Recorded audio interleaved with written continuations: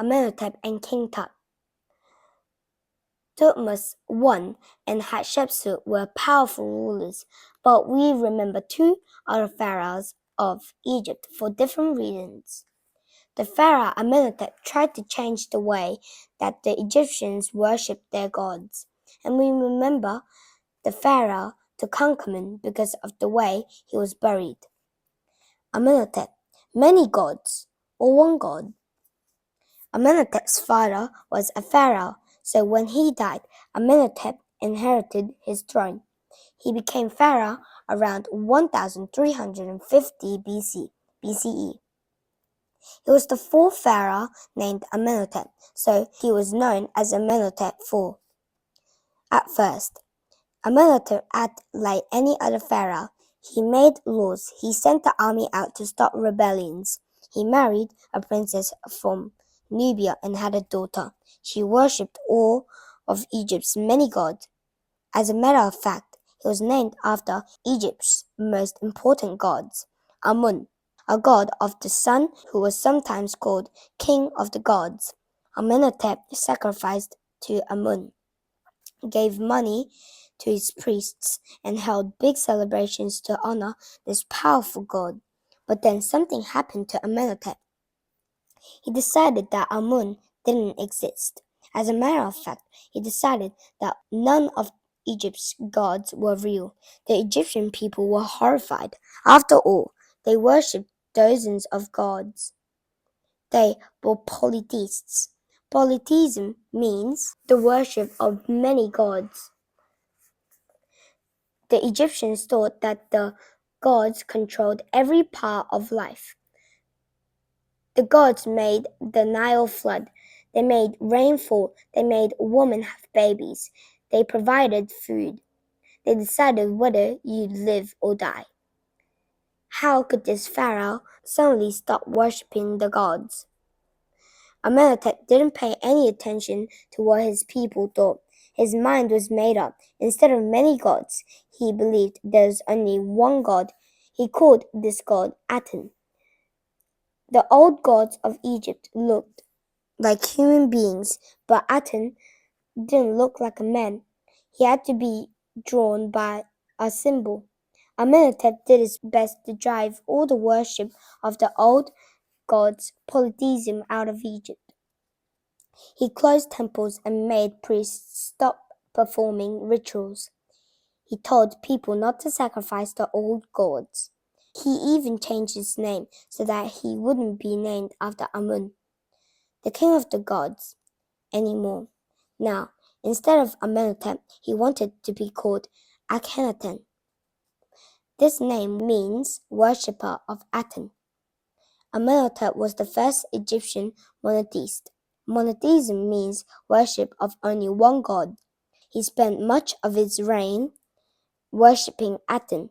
He built a whole new city with a huge new temple in it for Aten. He wrote poetry to his god. One of his poems said, "Earth brightens when you dawn in the light land, when you shine as Aten of daytime. The entire land sets out to work. All beasts browse on their herbs. Herbs are sprouting. Birds fly from their nests. Ships far north, fair south as well. Road lie upon when you rise. The fish in the river dart before you. Your rays are in the midst of the sea."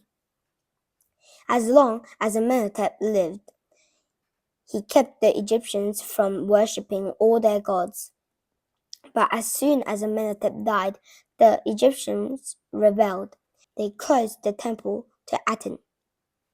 They reopened all their other temples. They went back to worshipping all the old gods of Egypt, and they erased Amenhotep's name from all of the monuments he had built.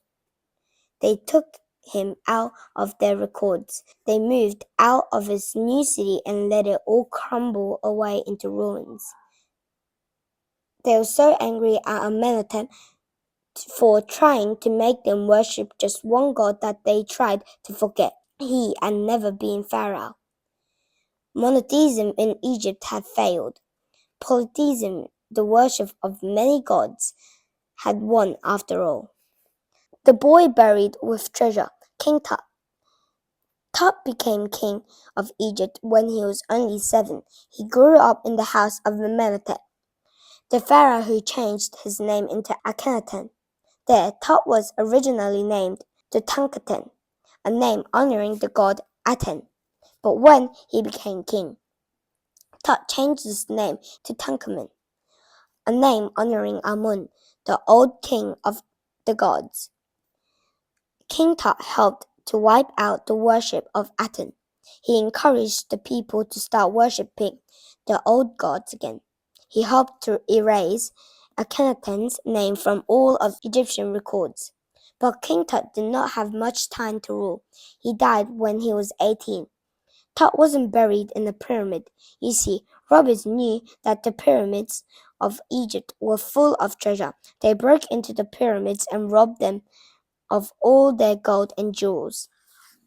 Sometimes they even dumped the mummies of pharaohs out onto the floor and stole the golden coffins. So the Egyptians began to hide their tombs in the hills and mountains. They carved caves into cliffs, put their pharaohs and treasures inside, and then blocked up the doors with stone to hide them. Their favorite place to bury pharaohs was a long, rocky valley catacombed with caves and passageways. This valley, now called the Valley of the Kings, has 60 tombs in it, and the tombs are well hidden. Robbers never found King Tut's tomb. As a matter of fact, no one knew it was there for thousands and thousands of years. Over 3,000 years later, a man named Howard Carter was working in the Valley of the Kings. He had spent years looking for the tombs of pharaohs. He found Hatshepsut's tomb. He was convinced that another royal grave was hidden in the Valley of Kings, but he was simply unable to find it. One day, Howard Carter was moving a stack of stones when he found something unexpected, a step. He ran for help. His men, digging all through the day, uncovered more steps leading down to a door in the stone. On the door, Carter found a name in hieroglyphs, Tutankhamen. Carefully, Carter cut a hole in the door. He held up a light to the door. At first, all he could see was darkness. He moved his light from side to side. Suddenly, a beautiful golden gleam sprang out from the blackness. The room was full of gold. Carter's friends were pressing in behind him. "What do you see?" one of them asked. "Can you see anything?" "Yes," Howard Carter said. "Wonderful things." The workmen slowly pried the door open. In front of them was a room filled with treasures. King Tut's throne, golden statues of the young king, game boards inlaid with ivory, jewelry, rings, necklaces, jars, jewel-encrusted chests, figures of the gods and goddesses. All of these were crowded into King Tut's tomb. Howard Carter and his friends kept on exploring. They found a whole series of rooms linked together by hallways. Each room held more treasures. Finally, they came to the last locked door. Carter opened it carefully. Inside, he found the body of the young king, Tutankhamun himself. At first, all Carter saw was the huge golden box. Then he realized that the box opened at the top. Inside this golden box, he found a heavy stone chest. In the stone chest, he found a golden statue of the king lying on his back. As soon as he touched the statue, he knew that it was actually a wooden coffin, carved to look like the king and then coated with gold. He pried the coffin open, expecting to see Tut's body. Instead, he found another wooden coffin covered with gold. And when he opened this coffin, he found yet another coffin, this one solid gold, through and through. Carefully, he opened this final coffin. There was Tutankhamun's mummified body. wrapped in linen and soaked with spices. It was so well preserved that Howard Carter could even see the dead king's face. Soon, people began to say there was a curse on Tut's tomb. The man who helped Howard Carter open Tut's tomb, Lord Carnarvon, died only 7 weeks after the burial chamber was first opened.